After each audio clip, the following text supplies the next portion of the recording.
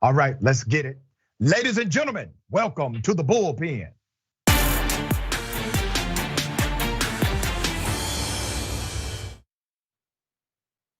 Yeah, he's back. We have Mr. Joe Collins III, our congressional candidate. We're going to talk about student loan debt forgiveness. That is now a topic again with the Biden administration. Obviously, I'm an advocate for this move. Joe, welcome back on the show, sir. How are you? I'm blessed. How about yourself? Thank you for having me. Quite well, brother. I don't want to presume what you know or believe about the potential of student debt forgiveness in America. So if you would, give us your sentiment and I will then opine. All right. Well, I'll tell you this, we're not gonna agree on student debt. I don't believe that it is the government's responsibility to clear debt that people may by going to college. And I know that, especially in our community, we're taught, go to school, get a great education, and then get a job and do all these great things, but that's really not how reality works. I also think that, college is way too expensive. I don't know when college started becoming so expensive to where if you want to go to a very nice college, you have to spend, $125,000 to $225,000 to get an education. However, if I'm an honest man and a man of compromise and a thinking man, if the federal government is spending hundreds of billions of dollars in another country, as a taxpaying American, I personally would prefer that money stop going to other countries, especially like this war in Ukraine or the studying transgenderism and sex changes in Pakistan, and take that money and do something for the American people. Especially when you talk about the issues that we have in our community, a lot of people can't buy housing because the credit lowering that comes from not being able to pay off student loans and things of that nature. So I mean, for me, I'm not a fan of the government paying off student debt, but I mean, since we're blowing money on every other country that has nothing to do with the United States, then we might as well do things for people in the United States instead of doing things for other countries. Okay, I'm with you on some parts of your argument. I'm completely against you on others. I will say this about who we are today. We live in a globalized economy and a globalized information dynamic, which means that what happens in another country in some way creates a ripple effect to what happens in this country. And so you can't just universally say we should not have some type of economic relationship or economic standard or even political and diplomatic influence over other nations without some kind of connection to ours. It's all connected, and that's the reason why you have some of these programs. But let me get specific. Let me get very specific about something that you said, all right? The reality is the vast majority of people who choose not to buy homes, okay, who are in an economic position to buy a home, but they cannot get a home, is because of what? College debt. College debt is a home purchasing barrier, right? So I'm going to get to some of these other elements you brought out, but there's legislation that has been presented by a congresswoman named Nikema Williams. Nikema Williams presented legislation that has been universally rejected by Republicans that said, listen, because of what's happening right now in our country, because of record inflation, because things may get worse before they get better, and we need people to be able to get homes and not have the barrier of student loan debt. She's saying there's legislation that can separate your student loan debt from the rest of your credit worthiness, so that provides a pathway for home ownership and it eliminates the primary barrier against it. You literally have people that can actually afford a home, and outside of their student loan obligation or the negative impact it has to their credit score would otherwise qualify. Now legislation is saying, well, let's separate the two and eliminate that barrier. Are you for something like that? I think that's a really good idea. I think that's something that I could get behind.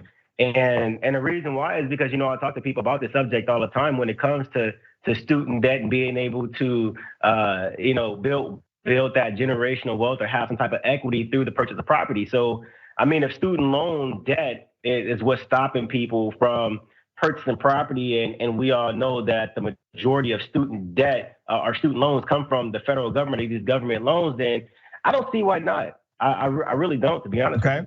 All right, let's talk about another dynamic you brought up. Why do you believe, and I agree with you, as a college professor, I say all the time, tuition is too damn high. That's why I teach at a college. You can literally graduate by paying about $1,200 a year.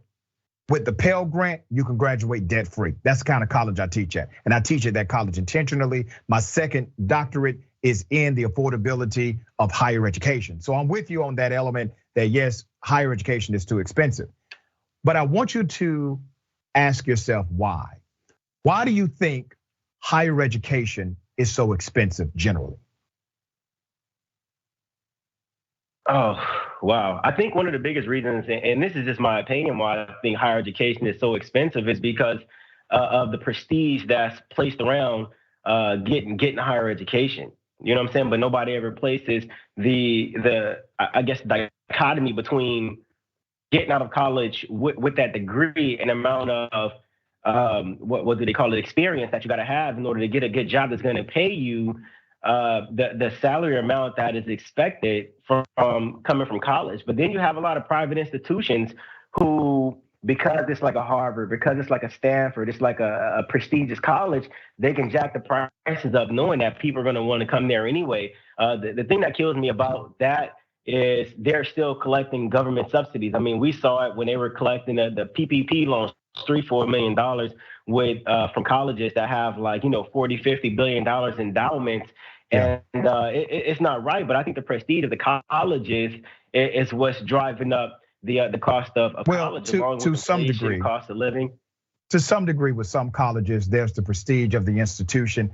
But in a normative setting, outside of those extremes where you have your Ivy League institutions, the cost of education is generally high because of the federal government's program as it relates to college loans.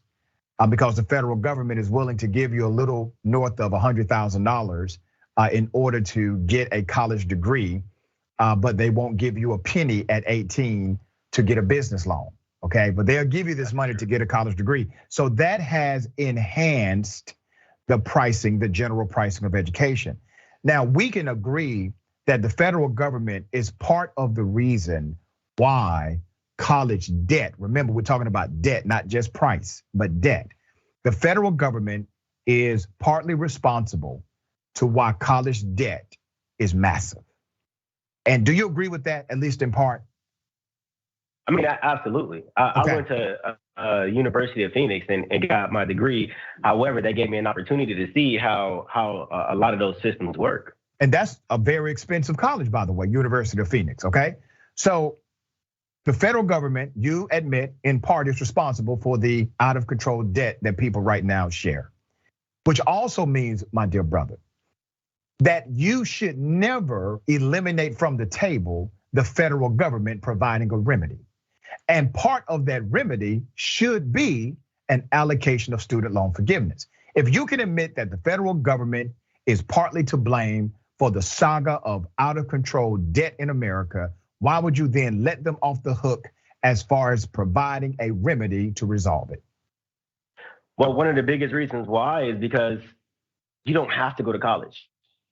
You really don't, and that's the biggest reason why. And I think that we cannot subvert personal responsibility for the government taking care of us whenever we choose to do something that's really not even necessary. I mean, the government doesn't have that many entrepreneurship programs. Just like you said, we don't have anything. Yeah, but this isn't just about college. Remember, we're talking about training programs, technical training programs, all of these programs. If accredited, you are able to get financial aid to attend these programs. So it's not just for liberal arts institution, it's also for technical training as well as skill-based jobs.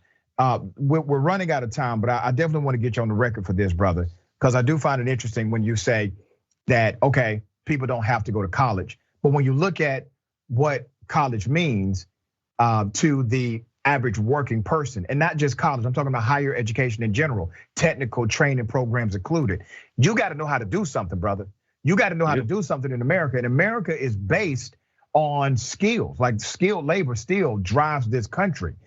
That skilled labor, we no longer have the apprenticeship models that we used to. These are now programmatic models, which means somebody has to pay in order to get the education necessary so that they can get the job, they can earn a livable wage, they can pay back into the tax system, which increases the revenue of this country. It's a cause and effect relationship. I believe that money should never be a deterrent to you actually getting a quality education. You may not be able to go to Harvard, but it should not stop you from getting a quality education. Would you not agree with that? Absolutely, absolutely. Okay, so brother, black women, I want you to remember this, are the largest average student loan debt carriers, according to a new study that came out in 2021. Black women have the highest overall student loan debt at $41,466. By comparison, they are also the most educated demographic now in the United States of America. Black women are. But what's the cause and effect relationship? They owe more student debt. What I'm saying is this is not just an advocate, and I'm not just being an advocate for general student loan debt forgiveness. I'm being an advocate because I understand how this cripples black women, and you understand the job market. They are more likely, black women are more likely to be discriminated against for jobs that they actually qualify for and not obtain the promotions that they should obtain, nor get paid equal pay for equal work. So they got massive education, massive debt, but massive discrimination at the same time. The government should have a policy to try to remedy that. Do you not agree? Yeah, absolutely, absolutely. And just like I said before, in my opinion, I don't think they should, but as a representative, which I'm running for, I absolutely think that for the greater good of everybody, you got to do something. Okay, well, it sounds like you agree with me at the end of it. You at the end of the discussion, you agree with me, right? Absolutely. All right, looks like I need to be running for Congress. I appreciate you, brother. Thank you for being on the show, man. All right, man, I'll talk to you. All right, don't forget, Reactions is next. Remember, take care of yourself, take care of each other, take care of the planet. Remember, the truth is always indisputable.